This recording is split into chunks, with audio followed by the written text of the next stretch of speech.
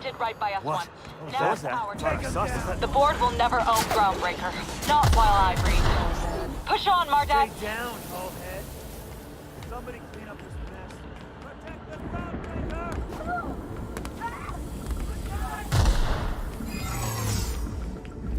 Are you new here? I didn't think we were hiring more staff. Oh, that's great. Much appreciated.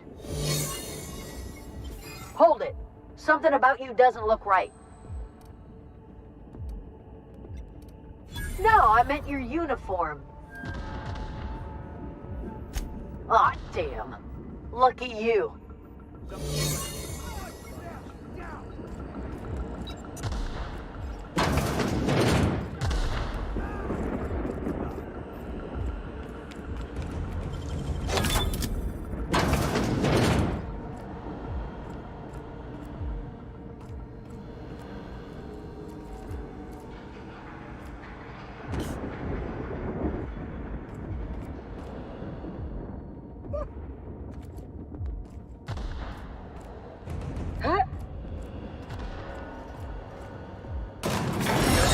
On seeing the inside of this place. I've got to admit, I'm not too keen on walking into a prison. They lock me up, I'm liable to kill everyone trying to get back out.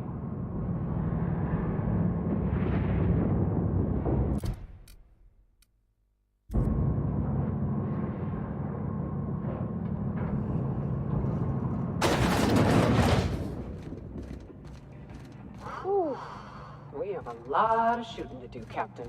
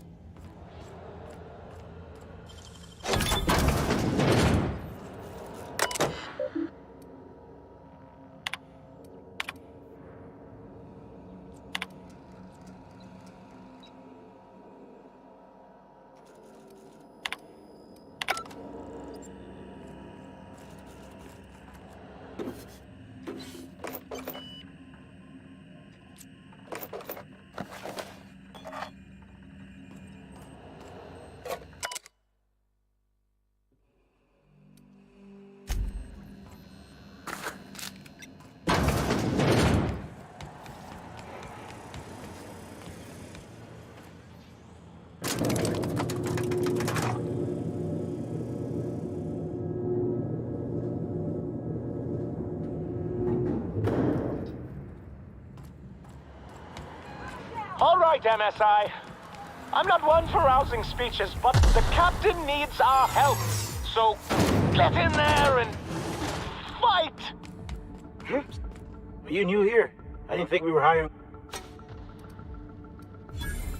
Oh, no. Whew. Thank you.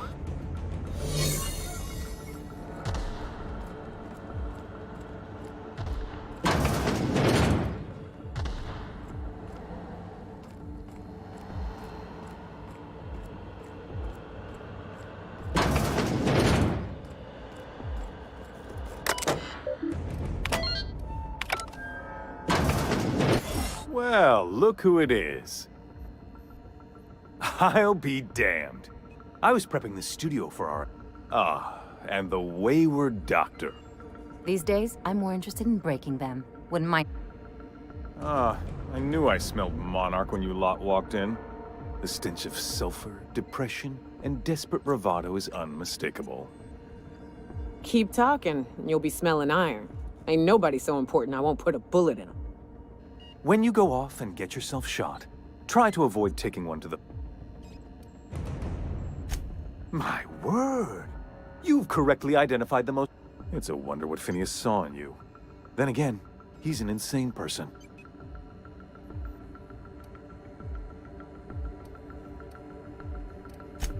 Yes, he is an but...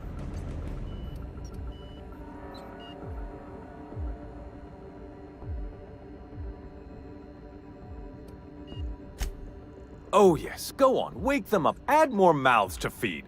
I don't know what half-baked plans that... Let me ask you something, Captain. Have you at any point thought about not... At least that means someone's recognizing our work. I'm making actual progress.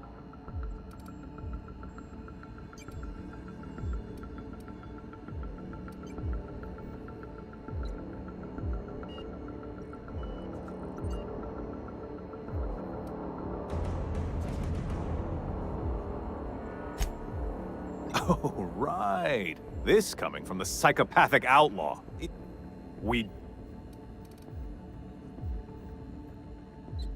You have?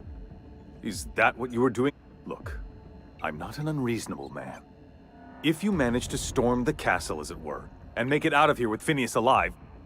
I can't exactly afford more havoc than you've already caused. Fine.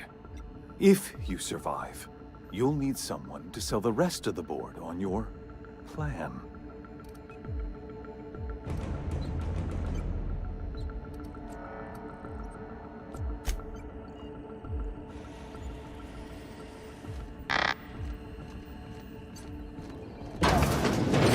Waste of company ammo.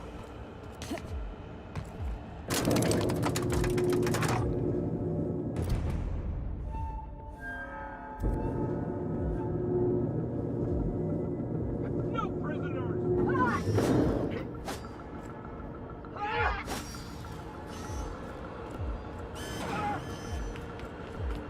Take them down.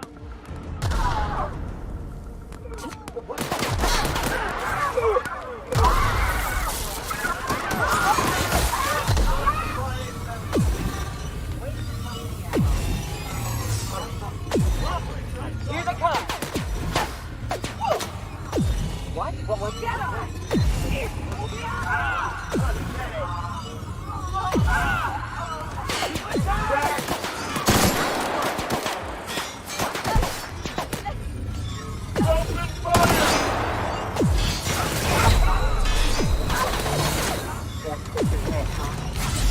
Take a breath now, folks.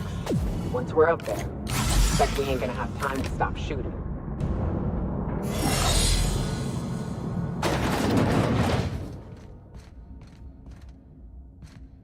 Captain, you have an uncanny talent for complicating my life.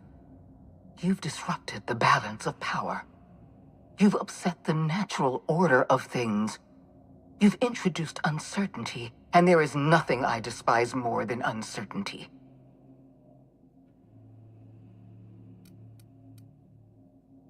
Do you imagine you're leading some... Those barbarians from Monarch are running wild in my prison. You're nothing but a rabble-rouser.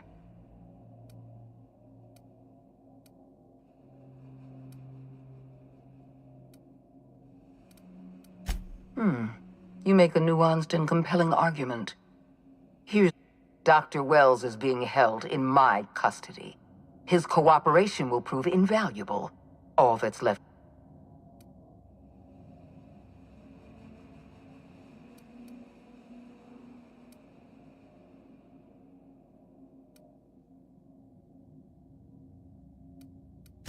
In that we are in agreement.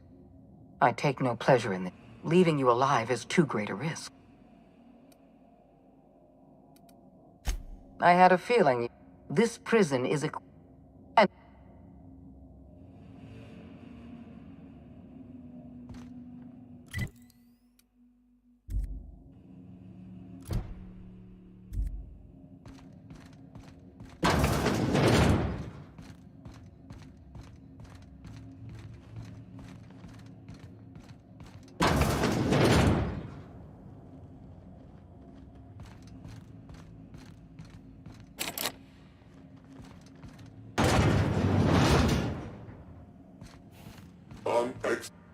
Take your best shot, asshole.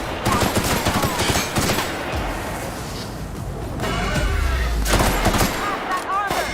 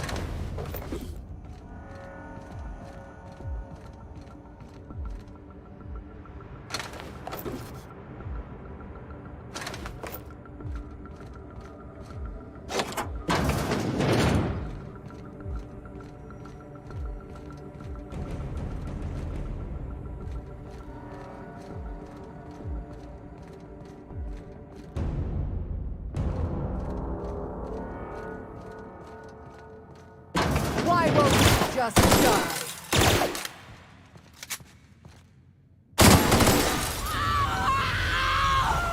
Get me out of here!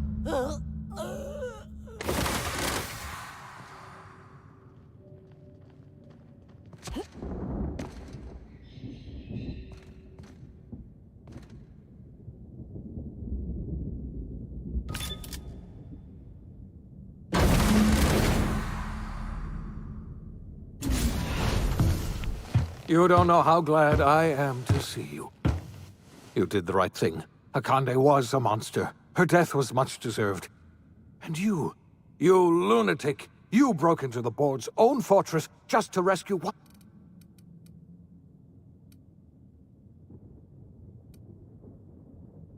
I'm all right, thanks to you. Akande, you've broken the board's stranglehold on this colony, and you and I are going to have to work hard.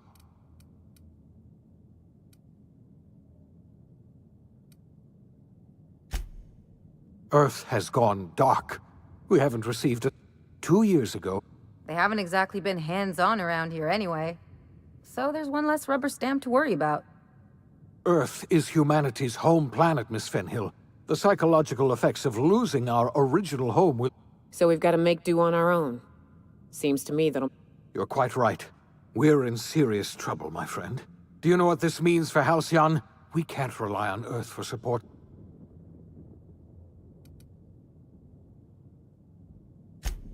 Yes, we do. You've done a marvelous thing. We must begin the revival process immediately. We're going to need a leader, and I can't imagine a better person for the job.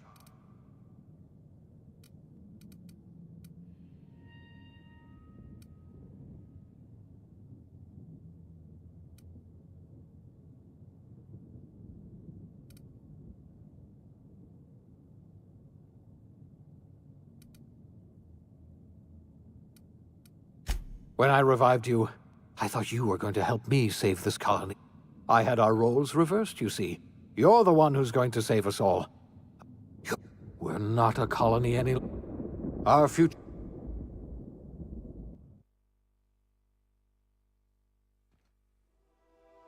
The OSI teaches that everything in the universe happens according to the grand plan. But the stranger that arrived in Halcyon was an unplanned variable. From the moment he landed in Emerald Vale, his actions altered the course of history. The events on Tartarus brought about the end of the board's authority.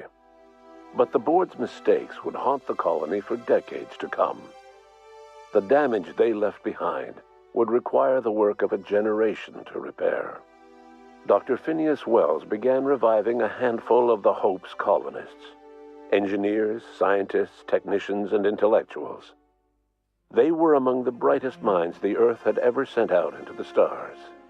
The Hope scientists and engineers woke up in a colony descending headlong into total collapse. With no way to return to Earth, they had no choice but to band together and devote themselves to the cause of saving Halcyon. The people of Halcyon were nothing if not hardy. In the absence of the board's authority, many of the colony's settlements banded together with a single purpose in mind: survival.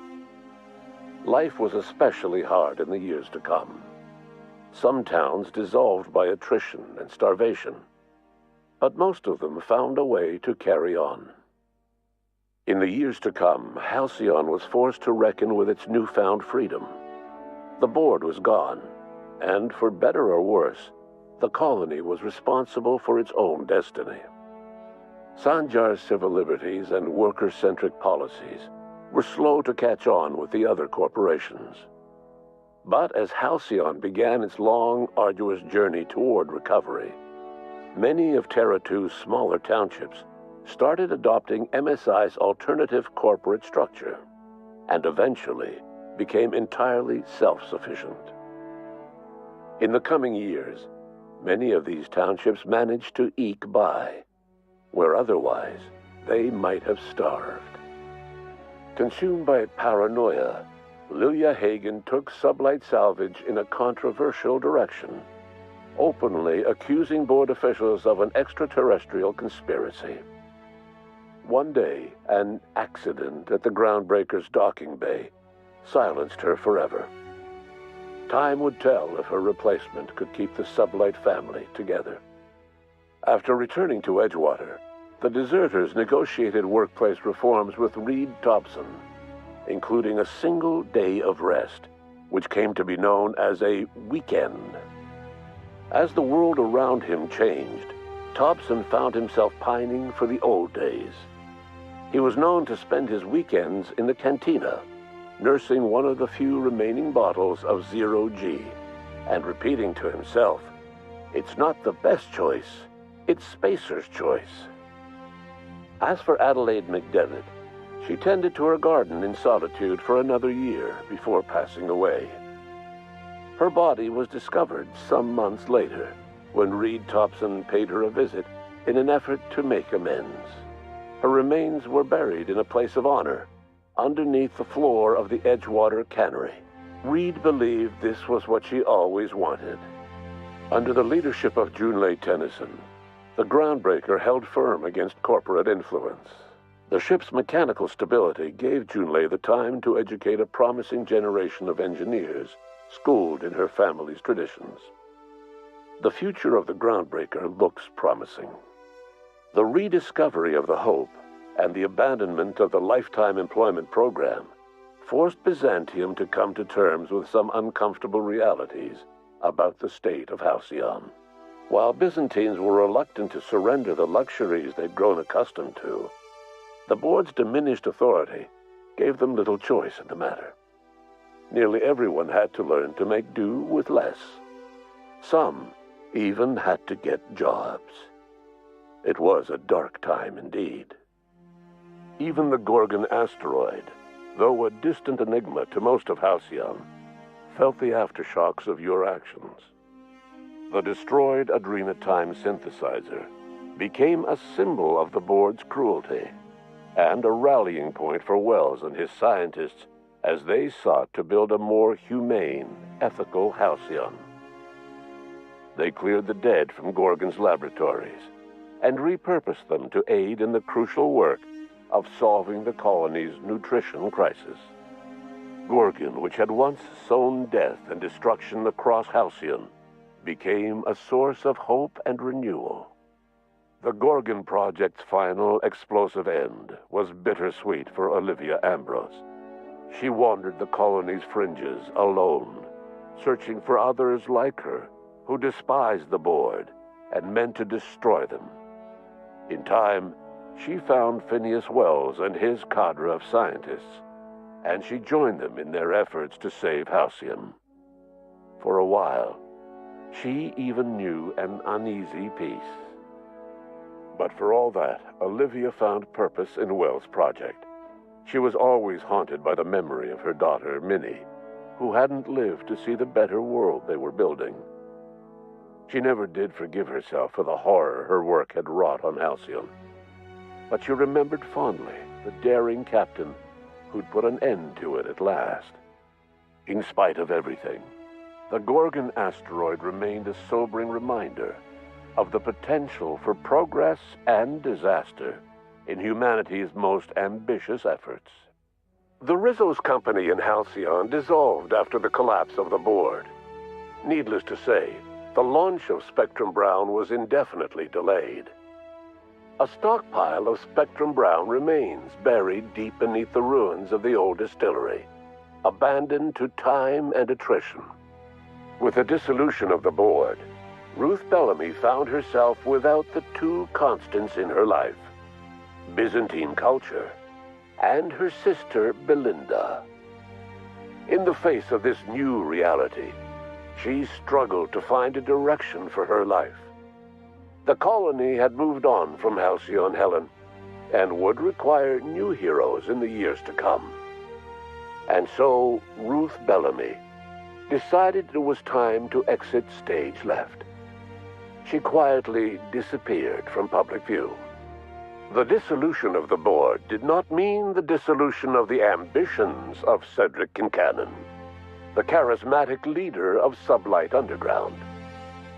Cedric offered Slug's transportation services to the newly thawed colonists and set to work ferrying resources and food wherever they were most needed.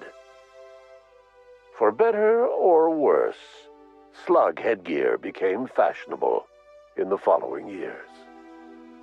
As the board began to disintegrate, Spencer Woolrich found himself at a crossroads. Cling to what little stardom remained to him, or help usher Halcyon into its new future. To the surprise of many, perhaps himself most of all, Spencer chose the latter option. Having learned a variety of different skills in the many different roles played throughout his length, after a brief attempt at dating Helen as one person rather than two, which both Bertie and Helen found too strange, Bertie struck out on his own to try his hand at raising woolly cows. Many of his former Rangers teammates soon followed, accompanied by the woolly. The Dairy Rangers privately believed that the woolly cows softened Bertie's temper considerably. Although due to the board's dissolution, many of the Prophet's old customers no longer found quite the same value in productivity seminars that they once had. With her business drying up, the Prophet chose to take her followers down a new path. Months later, salvagers on Eridanos found clues leading them to a seemingly abandoned bunker.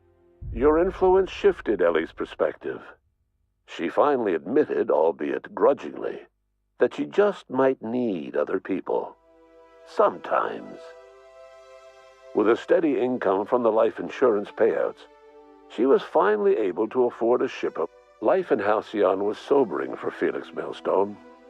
The grand revolution he dreamed of never came.